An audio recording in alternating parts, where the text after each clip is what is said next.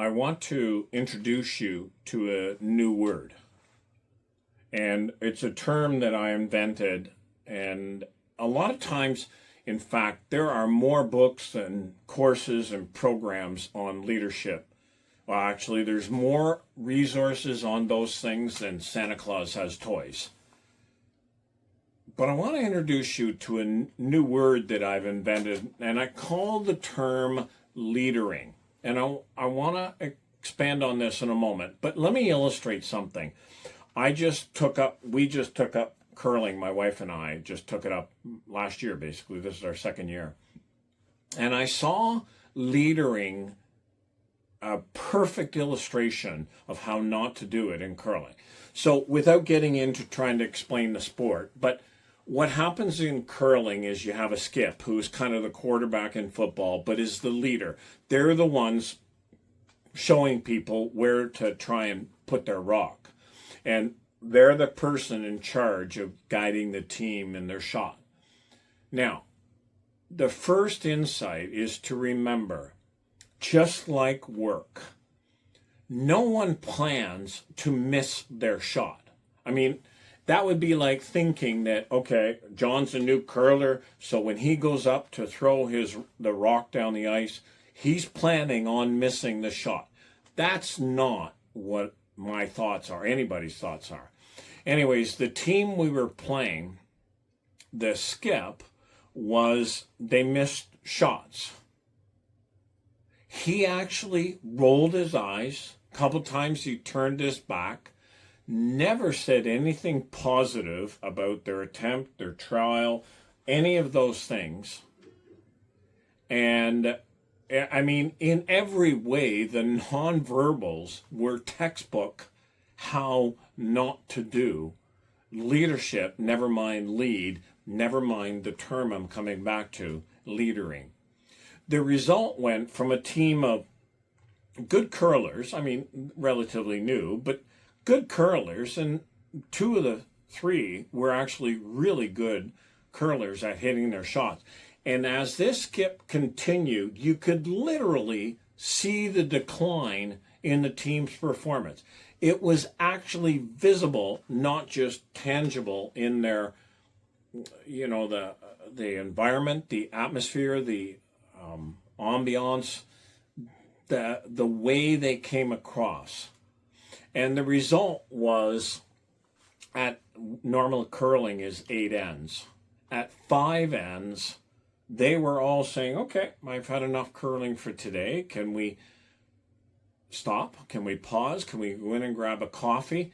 And in the workplace, that's exactly what happens. People may not leave, but they've resigned.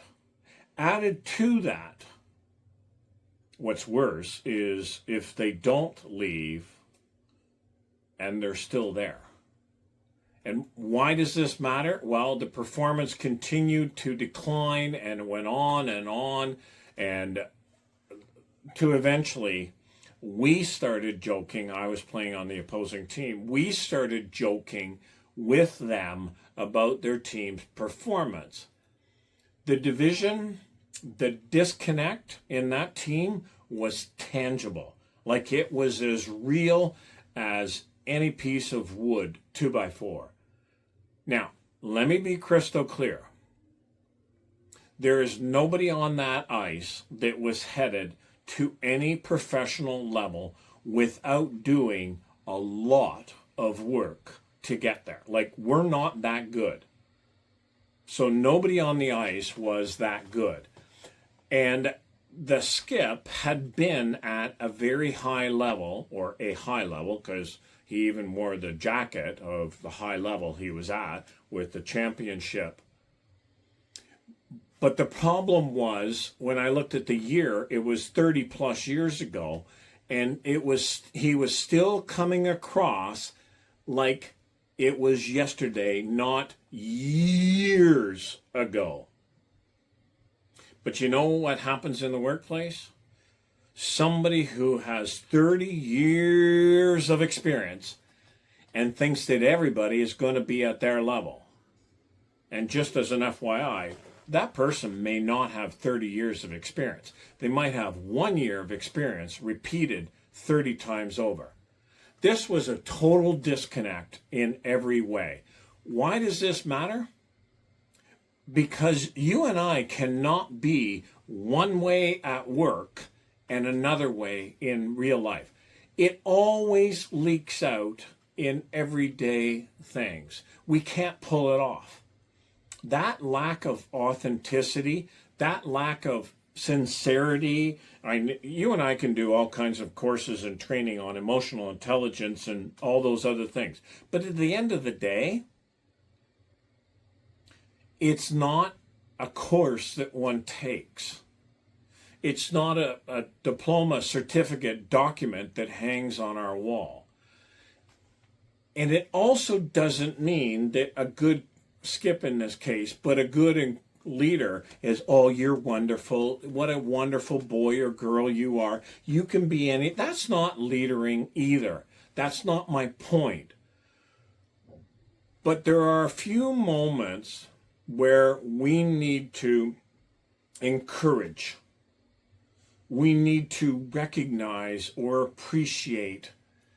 But when we miss those moments, they get emblazoned on this hard drive. And the easiest way to understand this is the exact same principle I teach in crisis. If you want to make a memory stick, attach an emotion. That's what crisis does. Crisis attaches the emotion for us. What is leadering? It is being intentional on those moments so that they don't get missed. You and I can do all kinds of courses and certificates and frameworks and systems and processes but who's helping the leaders thrive? Bottom line. Rather than banging on their heads, who's helping leaders finish well? Somewhere along the line, and I don't know where it happened, but leadership became this checklist. It became about policies and protocols, and I've had these exact conversations with HR people. Instead of them being allowed to help people with career development, they're getting roped into refereeing around policies and all this other stuff. And somewhere, leadership became a title, a role. But when the pressure hits, when those critical moments, be it crisis, change, or growth, when those critical moments happen, titles don't work. They don't lead. People do. People do not follow titles. They follow people that we can trust and respect and basically and be followable. That's why I've stopped using the term leadership or lead or leader and started using the term leadering. And let me introduce you to this way of thinking, please. That leadership became a checklist and so on and so forth. And leadering, I haven't checked, but I don't imagine it's in the dictionary. And I always get an autocorrect when I'm typing it on my stuff. So I'm assuming it's not. But the contrast is really clear. Lead, leader, and leadership are nouns. Leadering is not a noun. It's a verb. The problem, challenge, and opportunity of leadering is it's never a one and done. It's the curling rink moment. It's the kids' pageant. It's the water cooler. It's the when the plan doesn't go according to the plan at work. Leadership is that external expectations. It's about performance or metrics or all those kinds of things. Leadering is about the internal alignment. It's about values. It's about identity, who we are when we think nobody is watching. And the reason for that is really simple. Rooted in values, revealed in pressure. Always. Rooted in a title, revealed in pressure. Rooted in values, revealed in pressure. I've referred to this before, but it's that hot water tea bag principle. What's inside always leaks out. And I want to illustrate this like I remember years and years ago, a man that I really admired. He said, John, you have the great ability to lift rocks in people's lives. What is leadering? Leadering is lifting rocks to see what's underneath, not to judge or accuse or point fingers or blame or any of that stuff that doesn't work. We lift rocks so that we can deal with what's really underneath the surface, what's really going on. Yes, 100%. It's uncomfortable. Trust me, I've had people lift rocks in my life. It's not something I look forward to or never want to go through it again. But I would never have missed it for the world. Those moments. That is where growth actually begins. We built system, and the pressure point, if you picture a teeter-totter, the fulcrum, the pressure point is we've built systems to honor performance, productivity, and all of those kinds of things. But the problem is we ignore identity. And this is absolutely a golden window that's happening in our workplaces today, because people are filled with information, starved for purpose. People are looking for leadering that leads with values and passion, that purposeful intention. Let me illustrate this in two true stories. One is the story of an accountant. So their company, and I won't get into the details of it, but he was the accountant in this company, and they bought another company. And what was happening was they had to go through the books and reveal all the books, and it was a legal term, but I can't remember the term that they was used. And it went on and on and on, and it dragged out for almost 14 months. But then, early January, they said, okay, this is the year that we want to do this. And then suddenly it had to happen in the last few weeks of March. On the very first Friday of April, so whatever, the second or the third, this accountant's daughter died from cancer. She'd been battling cancer. She was 19. She'd been battling cancer for 14 years. She died on the first Friday of April. What does this accountant's employer do? Well, I'm really sorry to hear about your daughter, but we've got to get this legal stuff done, and the lawyers want to review everything, including the trademark and everything. So while the funeral planning and arrangements are going on, he is doing all of this work behind the scenes. It's called disclosure. He is doing all this work behind the scenes while his only daughter's funeral is getting mapped out. His leadership did not say anything else, do anything, and they allowed the process to unfold, even though it had taken 15 months to get to this point. Now, another person, his wife, she was a lawyer who, with the cancer journey, had to change jobs and became a professor at a university college. And same story, not the disclosure discussion, but in the mom's context, her employer hears about the daughter. They had arranged to cover classes when she had to take her in and out of Toronto Sick Kids Hospital for treatments. And the mom's leadership was almost the mirror, like in every way it was reversed. And the result was when her daughter died, This mom was greeted with a call from, I don't know what it's called, a college, dean and a principal, a dean at a university, but the dean of a college. She was greeted by a phone call to say, okay, you're off the roster. We will cover your classes, and you will let us know when you feel like coming back. This is not a question. You're not going to lose your income. This is a statement of what we are going to do. At the visitation, nobody from the dad's employer came.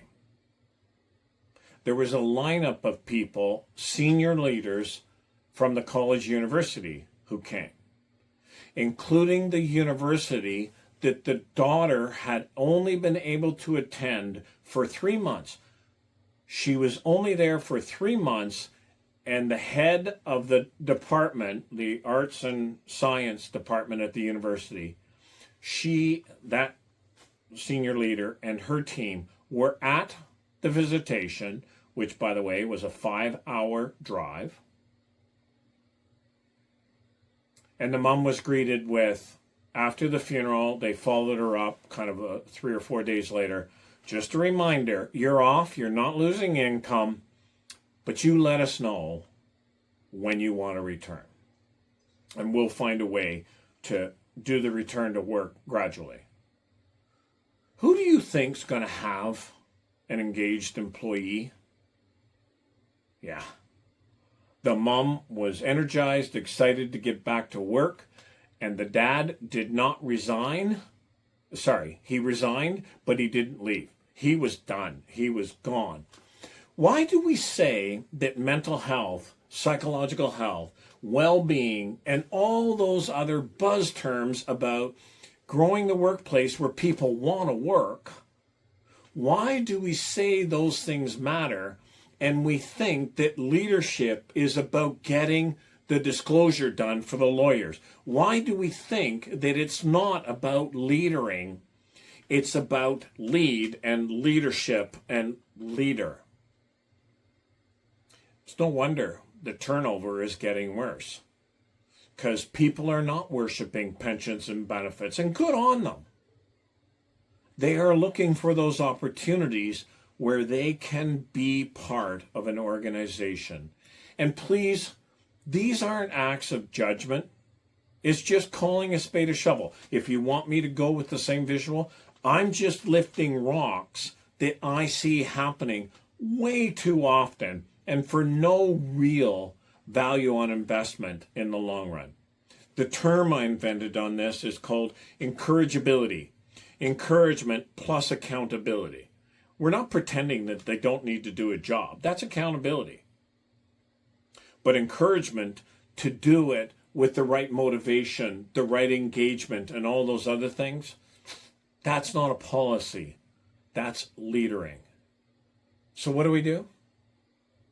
We need to pause. Name the discomfort and choose those values-based responses. We've taught leadership to react to get the outcomes, but at the expense of the very people. Invite others into the conversation. It's not about bouncing back. No, most of us don't want to go back to what was. Most of us want to grow forward.